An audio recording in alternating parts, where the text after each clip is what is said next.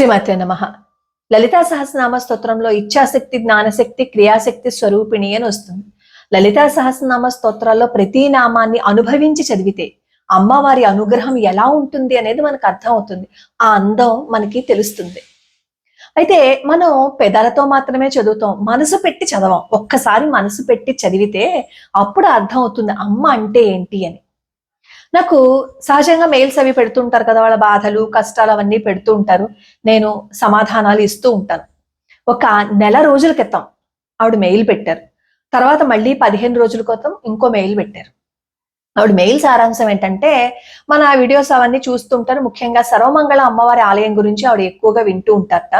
నేను మొట్టమొదటిసారి సీసీ కెమెరాలో ఈ పరమాచార్య స్వామి వారు కనిపించారని చెప్పి వీడియో పెట్టాను కదా, అప్పుడు చూసి సర్వమంగళ అమ్మవారి ఆలయానికి వెళ్ళారట. వెళ్ళి వచ్చిన తర్వాత నాకు ఆవిడ మెయిల్ పెట్టారు. అమ్మ, నాకు ఎన్ని బాధలు ఉన్నాయో, ఎన్ని కష్టాలు ఉన్నాయో, దీని నుంచి నేను బయట పడలేకపోతున్నాను. అమ్మ దగ్గరికి వెళ్ళి నా బాధ, నా కష్టం అంతా చెప్పుకొని వచ్చేసానమ్మా, ఇంకా నా వల్ల కాదు, నేను భరించలేను అన్నారు. సరే, అమ్మవారి అనుగ్రహం ఉంటుంది, మీరేం బాధపడకండి అని చెప్పాను.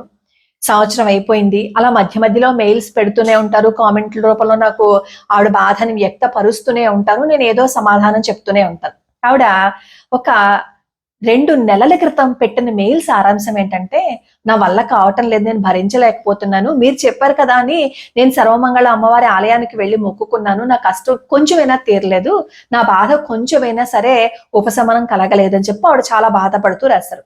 అప్పుడు నేను అన్నాను, మీరు కంగారు పడి అమ్మవారిని నిందిస్తూ మాట్లాడకండి, భగవత్ నింద చేయకండి. మొత్తం బాధ్యత అంతా అమ్మవారి పాదాల మీద పెట్టండి. మన కర్మ కరగాలి కదా. మనం అమ్మవారిని పాదాలు పట్టుకుంటే ఆ కర్మ కరిగిపోయే రోజు తొందరలోనే వస్తుందని నేను చెప్పాను. సరే, ఆవిడ మళ్ళీ ప్రతిరోజు సర్వమంగళ అమ్మవారి అష్టోత్తరం చేసుకుంటూ వచ్చారట. ఒక రోజు రాత్రి అమ్మవారు ఆవిడకి కల్లో కనిపించారట. కనిపించి అన్నారట, మీరు పితృకార్యాలు చేస్తున్నారా అని అడిగారట. ఆవిడకి వెంటనే మెలకు వచ్చేసి మంచం మీద నుంచి లేచి కూర్చుని చూసేసరికి పక్కన ఎవరూ లేరు. మళ్ళీ నిద్రపోతే మళ్ళీ అదే స్వరం, మళ్ళీ అదే రూపం.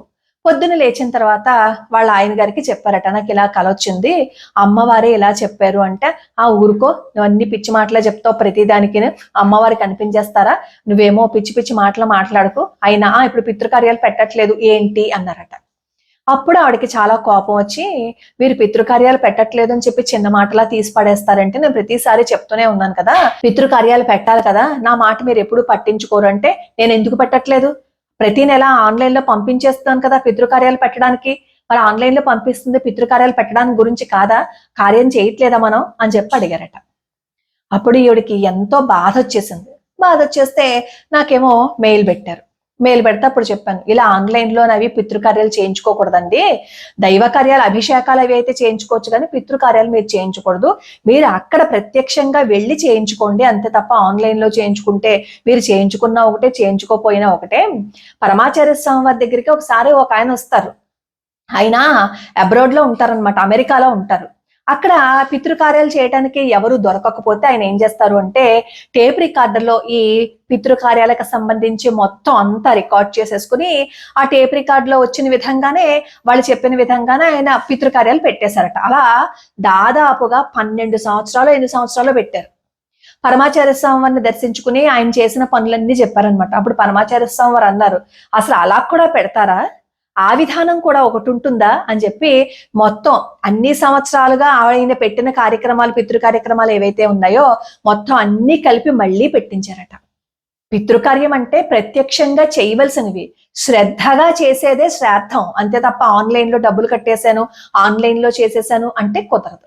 అప్పుడు నేను చెప్పాను, కాదు, మీరు చేసింది తప్పు, కాబట్టి మీరు ఏం చేస్తారు అంటే, ఇంతకాలం మీరు మానేసినవన్నీ కూడా మీరు వెళ్ళి ప్రత్యక్షంగా చేయించండి.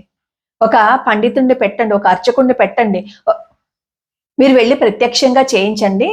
ఈ అపరకర్మలు చేసే వాళ్ళు ఉంటారు కదా, వాళ్ళ దగ్గరికి వెళ్ళి అడగండి, ఆ పద్ధతులన్నీ చెప్తారు అన్నాను.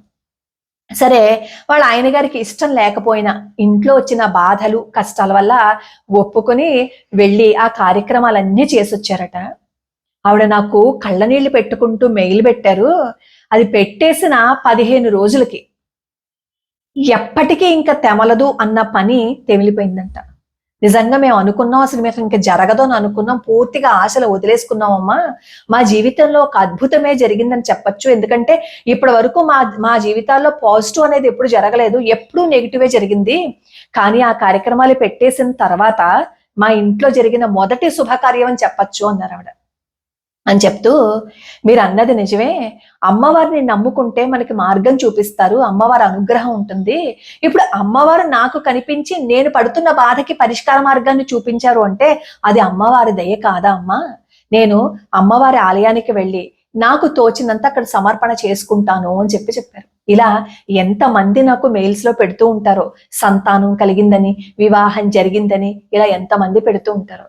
ఇప్పుడు నేను ఎందుకు ఈ మాట చెప్తున్నాను అంటే, అమ్మవారు మనకి అనుగ్రహాన్ని చూపించటము అంటే, మనకి దిక్కు తోచనప్పుడు మనకి మార్గాన్ని చూపించేది కూడా ఆవిడే.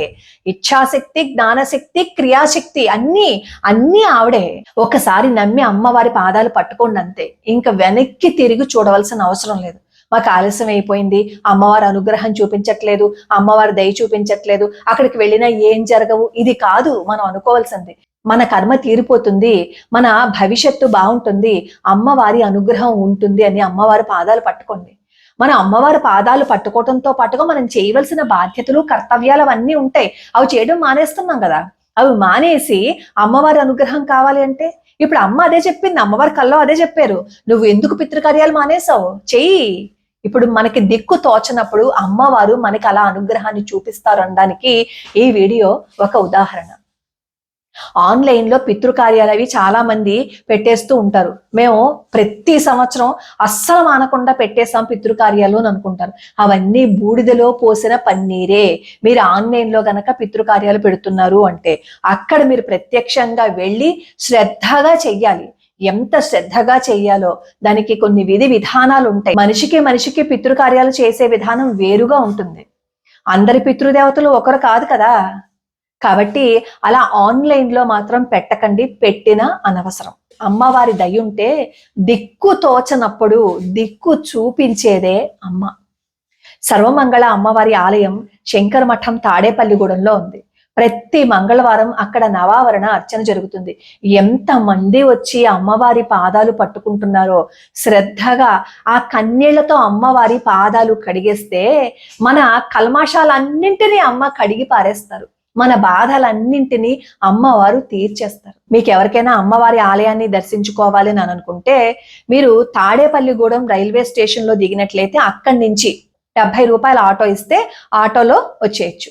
లేదు అంటే బస్సులో అయితే ఏలూరు నుంచి వచ్చేటప్పుడు మీరు సర్వమంగళ అమ్మవారి ఆలయం దగ్గరే దిగుతారు. అది ఏలూరు రోడ్డు, శంకరమఠం, చిన్న వంతెన అంటే అక్కడే దింపుతారు. భీమవరం నుంచి వచ్చే మాట అయితే modern cafe, Tanuku bus stand ఇక్కడ ఆపుతారు బస్సులు. 15 రూపాయలు ఇస్తే మీకు ఆటోలో దింపేస్తారు. అమ్మవారిని చూడాలి అని అనుకుంటే మనం చూడలేము. అమ్మవారి అనుగ్రహం ఉంటేనే మనం అక్కడికి వెళ్ళగలుగుతాం. ఈ రోజు శుక్రవారం కదా, ఇది మీతో పంచుకోవాలని అనిపించింది. ఎందుకంటే అమ్మ అనుగ్రహం ఎలా ఉంటుంది అనేది ఈ వీడియో ద్వారా మనకి అర్థమవుతుంది. లోకా సమస్తా సుఖినో భవంతు, సర్వే జనా సుఖినో భవంతు.